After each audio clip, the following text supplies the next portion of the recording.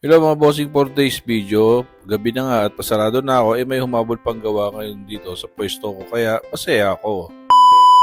Dahil gabi na nga at pagod na ako, magsasara na dapat ako. Kaso dumating to at syempre benta na rin to. Nagkita rin to kaya hindi ko na palalampasin to. Kaya ang ginawa ko, tinanggap ko na kahit pasarado na ako. LCD replacement lang naman to kaya madali lang to. Kaya gagawin ko na lang sa Ramano din to. No? Tsaka kailangan din kasi ng customer tong cellphone nyo para bukas to ng umaga Alam nyo mga bossing, ito yung pagod na gusto ko. Yung napapagod dahil sa dami na ginagawa. Hindi yung napapagod dahil kakatunganga.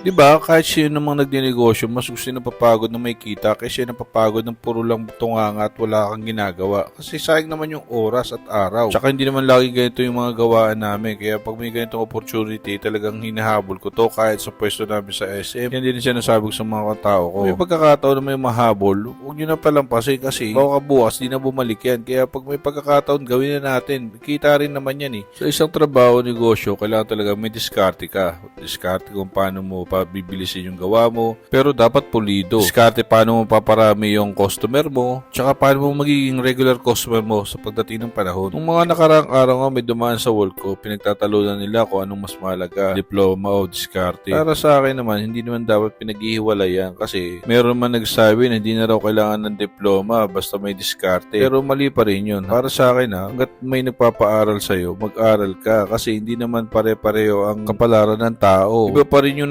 tapos ka at may diploma kasi alam nyo naman dito sa Pilipinas ang taas ng standard. Mag-apply ka lang ng janitor, kailangan pa at least high school graduate or college level, di ba? Kaya iba pa rin yung nakapag-aral ka at maki-diploma. Kahit dito sa linya ng trabaho ko, kailangan mo rin mag-aral dito kasi kung di ka mag-aaral, di ka rin makakuha ng certificate, hindi ka rin makakuha ng mga permit para mag-repair ka. Kaya mahalaga talaga yung pag-aaral tsaka may diploma ka. Malaking advantage talaga kasi pag-graduate ka kasi may fallback ka kung sakali. Halimbawa, nagnegosyo ka at hindi nag-click. Pwede ka mag-apply ng trabaho para makabangon ka ulit. Siyempre, kailangan mo ng pera para makapag-umpisa ka ulit. Siyempre, saka kukuha. Alam mo mangutang ka. Kaya mas maganda yung mag-apply ka ng trabaho. Siyempre, paano ka matatanggap sa trabaho kung wala kami papakitang credential, di ba? Kaya importante talaga yung nakapag-aral ka at may diploma ka. Kaya sa pag nagsasabing okay lang ang diskarte na walang diploma, very wrong yun para sa akin. Mas maganda pa rin magkasama yan. May diploma ka na, may diskarte ka pa. Kapag mayroon kanyang dalawa na yan, kahit saan ka dalhin, kaya mo makipagsabayad. Maraming salamat pala sa mga taong sumusuporta sa akin. Kahit hindi ko kayo kilala, nandiyan pa rin kayo. Iba talaga pag hindi mo kilala, todo ang suporta. So hanggang dito na lang muna mga bossing. Tapos na rin itong ginagawa ko at gabi na rin para maibigay ko sa customer ko. Salamat! Bow!